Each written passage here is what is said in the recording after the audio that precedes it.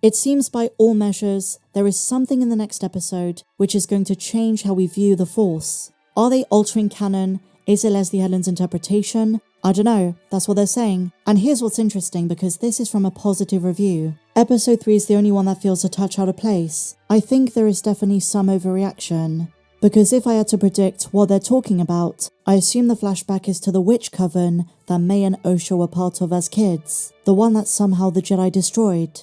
And because we know they're part of an all-female society, they have an interpretation of the Force as the mother of nature. If that's the case, I don't see the big deal, because that's just the way this group interprets the Force. I don't think it's going back and saying, we're changing George Lucas's conception and now this is what the Force is.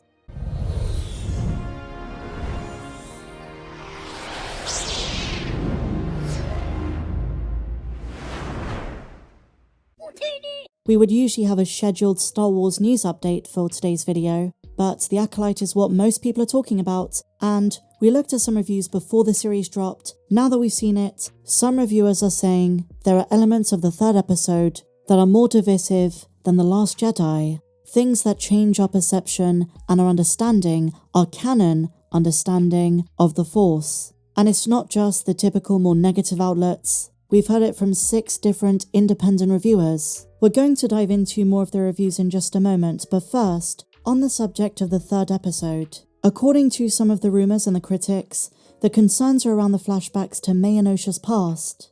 And they say much of what is explored is canon affecting, not just with the witches, and not just with their perception of the Force, but also concerning the prophecy of the Chosen One, and the decision, according to rumours, to have the twins Osha and May being immaculately conceived, and it's going to be something of a Force dyad, a new take on that concept. There are concerns it steps on the toes of our understanding of Anakin and George Lucas's idea of the Chosen One prophecy, but it's not very clear at this stage why precisely it is such a big deal. As you're going to see some more reviews later in the video also touch upon what we're about to see in episode 3. But the one I've seen most fans kind of discuss is the one by Rolling Stone, The Acolyte. This Star Wars prequel series isn't a force to be reckoned with. Even a veteran Jedi Master would lose patience with the latest Disney Plus addition to the canon, which focuses on a pair of twins, revenge, and ZZZZ, or if you're American, ZZZZ. In other words, boredom, sleeping.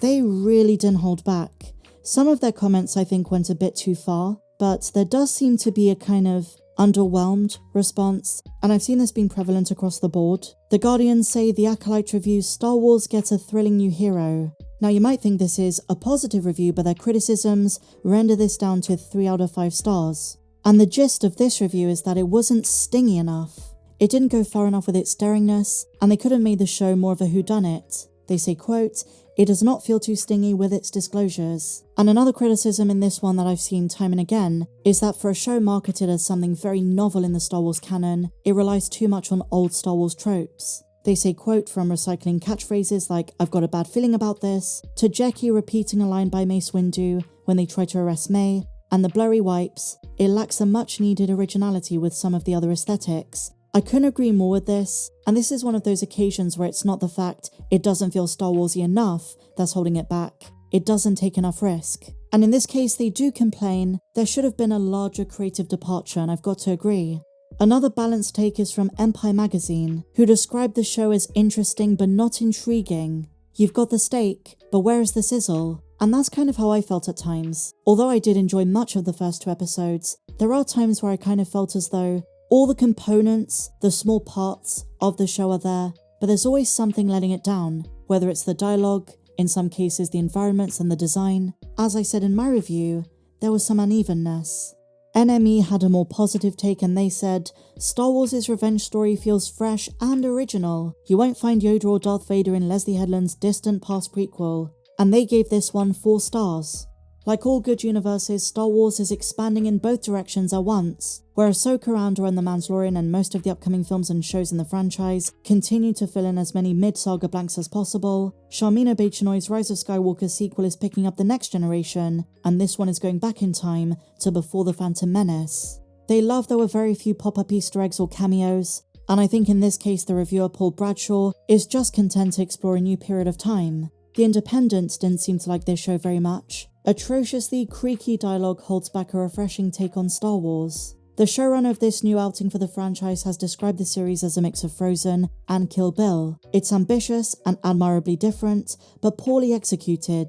Now bear in mind these reviewers did have access to the first 4 episodes, not the 2 we've seen, so they have episodes 3 and 4 as well. And apparently when it comes to the witches, it is far too hokey and apparently skews our understanding of the Force. We've been hearing this line over and over again. We'll wait till next week to review this for ourselves, but that does seem to be a common thread too.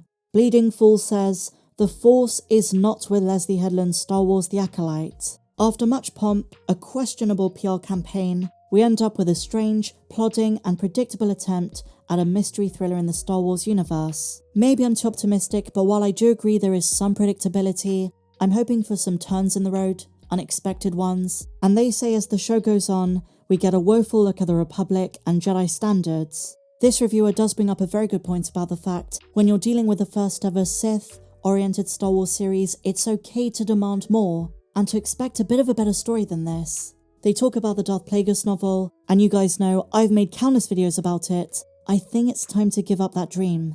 I think it's time to be like, I don't think they're drawing from this. I wouldn't be surprised if there's no Tenebrous or Plagueis reference anywhere in this show, and we've just got to take it for what it is, for better or for worse. Some will like it more than others. And now the Evening Standard, notoriously an outlet which Sir Alec Guinness called out for some misreportings about his role in A New Hope, or more to do with rumours about his pay. Nonetheless, they say the Force is not with this show. The Acolyte on Disney Plus review, the Force isn't strong with this Star Wars spin-off. As ever, the world building is gorgeous, just a shame about the plot, and again the dialogue. I mentioned this as well. Every time Rebecca Henderson's Vernestra Rwoh was on screen, it was a bit frustrating hearing the way those lines were written, and the delivery felt very flat.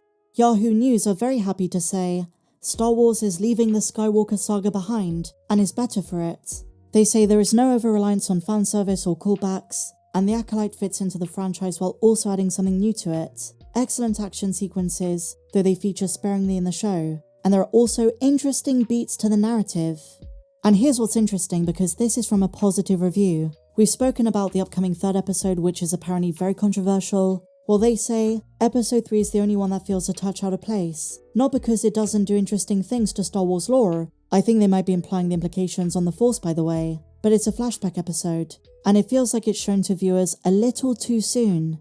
Just to give you my 2 cents about what they're talking about, I think it's going to be a flashback to when May and Osha were kids, the witch coven the Anasayas are part of. We're going to see Jodie Turner-Smith, their mum, and maybe their interpretation of the Force. It's not changing how we see the Force as a totality, but just how this one group perceives it. But they say something that is interesting throughout the show is who is pulling May's strings. Is Kymea the secret Sith? The one he alludes to, simply as he, could just be a cover-up for himself. But it's something they're implying does take a bit of a twist. And somehow I think I'm going to agree with Forbes on this. Star Wars The Acolyte series premiere review. Better than Obi-Wan, but far from Andor. Andor, to my mind, is in a league of its own. You're free to disagree with that. They're not comparable shows, but reviewers and outlets are inevitably going to compare various series because they're all under the Star Wars brand. They're all Star Wars TV shows. So they're going to look at the production value and kind of put them side by side.